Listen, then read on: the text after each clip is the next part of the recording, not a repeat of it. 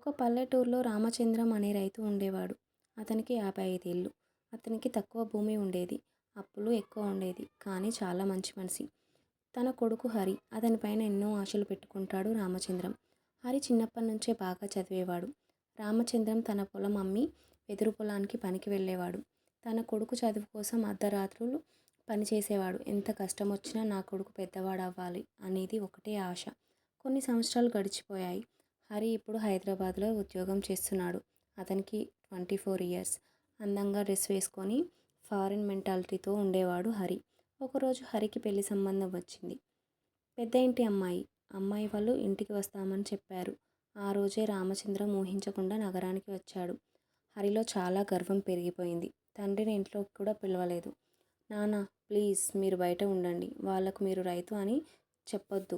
నా పేరు చెడిపోతుంది అని అంటాడు. ఆ మాట విన్న రామచంద్రం గుండె పలిగినంత పని అయిపోయింది. తన చేతులు చూసుకున్నాడు. అవే చేతులు కొడుక్కి చదువు నేర్పించాయి, ఇంత పెద్దవాణ్ణి చేశాయి అని అనుకుంటాడు. అన్నీ నేర్చుకున్నాడు నా కొడుకు, కానీ మానవత్వం మాత్రం మర్చిపోయాడు అనుకుంటూ వెనక్కి వెళ్ళిపోయాడు. కొన్ని నెలల తర్వాత రామచంద్రం ఆరోగ్యం క్షీణించింది. కిడ్నీలు ఫెయిల్ అయ్యాయి. డాక్టర్లు డయాలసిస్ చేయాలని చెప్పారు. లక్ష్మి తల్లి నగరానికి వచ్చి హరి దగ్గర అడిగింది. బాబు మీ నాన్న ఆరోగ్యం బాగాలేదు, డబ్బు కావాలి అని చెప్తుంది. హరి ఫోన్ చూసుకొని అమ్మ నాకు టైం లేదు, మీరు వెళ్ళండి అని చెప్తాడు.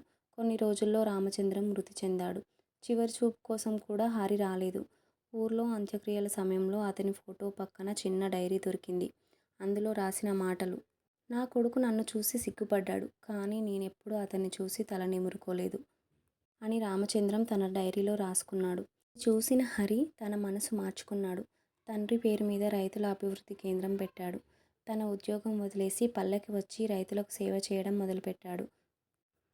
చివరిగా ఒక సభలో హరి మాట్లాడుతూ అంటాడు: రామచంద్రం రైతు కాదు, దేవుడు. చెమట చిందించి భవిష్యత్తు తయారు చేసిన నా తండ్రికి ఇప్పుడు నా జీవితాన్ని అర్పిస్తున్నాను అని.